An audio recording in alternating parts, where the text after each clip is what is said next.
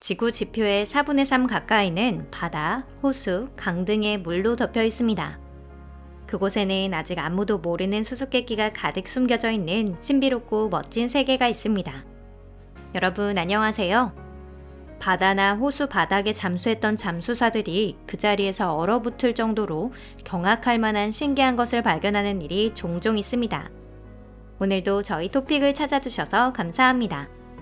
오늘 소개할 것은 바로 그러한 수중에서의 기묘한 발견에 대해서입니다. 흥미가 가시나요? 그럼 바로 물속으로 잠수해보죠.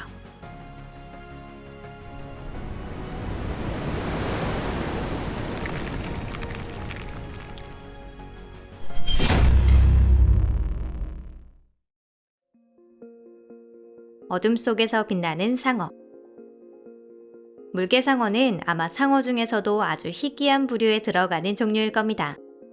수심 수백 미터라는 꽤 깊은 곳에서 서식하고 있기 때문에 사람과 만나는 일은 매우 드뭅니다. 종종 그물에 걸리기도 해서 포르투갈에서는 진미로 알려져 있지만 자세한 것은 아직 알려져 있지 않은 종입니다.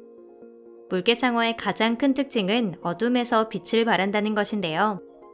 그 작용을 하는 것이 피부에 존재하고 있는 특수한 세포라고 합니다. 발광한다는 건 꽤 이전부터 알려져 있었지만 그 실태가 제대로 기록된 것은 바로 얼마 전의 일이었죠. 2021년 1월에는 연구자들이 여러 마리의 물개상어를 생포하는 데 성공했는데요. 그것만으로도 큰 어려움을 겪을 정도였답니다. 하지만 무엇보다 중요했던 건 발광 현상을 영상에 담는 것에 성공한 것이었죠. 굉장한 광경이네요. 아틀리트 얌의 거리. 이스라엘의 작은 마을 아틀리트는 하이파 마을과 가까운 지중해와 면한 곳에 있습니다. 이곳은 십자군으로 원정온 기사들이 지은 큰 성 등의 관광지로 유명한데요. 하지만 사실 가장 주목해야 할 것은 아틀리트 해역의 해저에 있습니다. 1984년 해양 고고학자 에우드 갈릴리 씨는 과거 이 땅에서 숱하게 일어난 배 난파 잔해를 찾아 해저를 조사했습니다. 거기서 난파선 대신 더 대단한 것을 발견하게 되죠. 바로 수천 년 전 아득한 바다 밑으로 사라져버린 마을이었습니다. 이 유적에는 아틀리트 얌이라는 이름이 붙었습니다. 갈릴리 씨와 그의 뒤를 이어 이 수수께끼 같은 도시를 조사한 연구자가 발견한 건 많은 가옥이나 유명한 스톤헨즈의 미니어처판 같은 스톤서클의 흔적 등이었습니다. 이 마을은 8,000년 이상 된 것으로 보였는데요. 그렇기 때문에 지구상에서도 가장 오래된 도시 중 하나라고 할 수 있겠습니다. 아틀리트 얌이 망해버린 원인은 무엇이었을까요? 이 수수께끼에 대한 명확한 해답은 아직 없지만 화산 폭발 등이 일으킨 큰 해일에 의해 도시가 수몰되었다는 설이 가장 유력합니다. 고대인의 유골. 2007년 3명의 다이빙 애호가가 유카탄 반도에 있는 호요 네그로라고 불리는 수중동굴에 다이빙을 하러 와 있었습니다. 호요 네그로란 스페인어로 검은 구멍이란 뜻인데요. 이들은 레저를 목적으로 잠수했기 때문에 수중동굴 바닥에 누워있는 인골 같은 섬뜩한 걸 발견할 줄은 상상도 못했을 겁니다. 다이버들에게 인골 발견 보고를 받은 연구자가 상세한 조사에 착수했습니다. 그 결과 호요 네그로의 인골은 약 1만 3천 년 전 15세에서 16세의 소녀의 것으로 밝혀졌습니다. 또한 그 주위에서 동물 사체도 여러 개 발견되었습니다. 연구자에 따르면 1만 3천 년 전 당시의 동굴은 물로 채워져 있지 않았다고 합니다. 아마 소녀도 동물도 대피를 위해 안으로 들어갔다가 어두워서 땅에 뚫린 위험한 구멍을 깨닫지 못한 것일 수도 있습니다. 그리고 그것이 치명적인 실수가 되어버린 것이죠. 나야라고 이름 붙여진 소녀의 뼈 연구를 통해 중앙아메리카에 인류가 간신히 정착하기 시작했을 무렵의 초기 주민에 대해 수많은 사실이 밝혀졌습니다. 그리고 새삼스럽지만 이 소녀가 참 가엾다는 생각이 듭니다. 어떻게 저 으스스한 동굴에 발을 들여놓았을까요? 엄청난 은재화. 1942년 11월 6일 독일 잠수함이 영국 여객선 시티 오브 카이로를 어뢰로 공격했습니다. 이 습격이 일어난 것은 그 유명한 세인트 헬레나 섬 부근이었는데요. 배에 탄 승객들의 탈출극에 대해서는 이야기가 길어지니까 전체 스토리 소개는 또 다른 기회로 넘기겠습니다. 여기선 짧게 311명 중 살아남은 사람은 207명 뿐이었다는 안타까운 사실을 전하는 것으로 그치겠습니다. 침몰선에 대한 관심이 재현된 것은 침몰로부터 많은 시간이 흐른 2015년 해저에서 당시 희생자들의 시신이 발견됐을 때였습니다. 그곳은 수심 5,000m가 넘는 곳이라 평범하게 생각하면 쉽게 잠수해서 갈 수 있는 곳이 아닙니다. 하지만 시티 오브 카이로가 운반하던 엄청난 양의 은 재화에 관심을 가진 사람이 많았습니다. 그 가치는 약 3,400만 파운드, 한국 돈으로 약 500억 원으로 추정되는데요. 위험을 무릅쓸 가치가 충분히 있는 것입니다.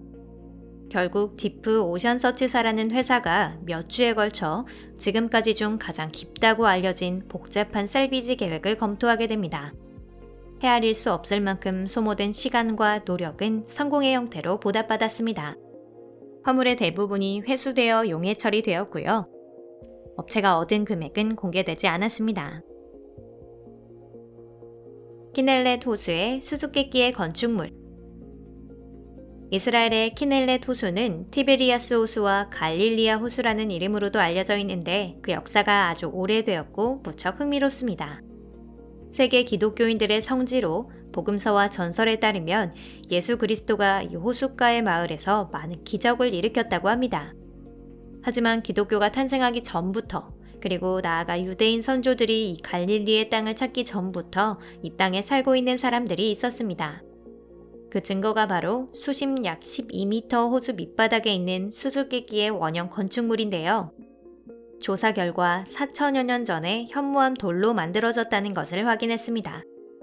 당시의 키넬레토는 지금보다 작거나 혹은 존재하지도 않았다는 것이 밝혀졌고 수수께끼의 건축물이 있던 근처는 마른 땅이었습니다. 만약 정말로 반어인의 문명이었다고 한다면 우리가 호락호락하게 넘어가지는 않았을 겁니다. 현재로서는 누가 어떤 상황에서 이 건물을 만들었는지 전문가들 사이에서도 견해가 갈리고 있는 상황입니다. 아주 재미있는 가설 하나에 의하면 건축물이 고대 우가리트 신화가 실화에 근거하고 있다는 것을 증명한다고 합니다. 신화에는 마법의 활을 다루는 사냥꾼 아크아트가 등장하는데요. 그 활을 부러워한 여신 아나토는 아크아트를 죽여버립니다. 아크아트의 아버지는 아들의 시신을 오랫동안 찾다가 결국 물가에 무덤을 만들었습니다. 이 현무암 건물이 혹시 아크아트의 무덤일까요? 거대한 아나콘다. 흔히 생각하는 것과는 다르게 아나콘다는 인간에게 위험한 생물이 아닙니다.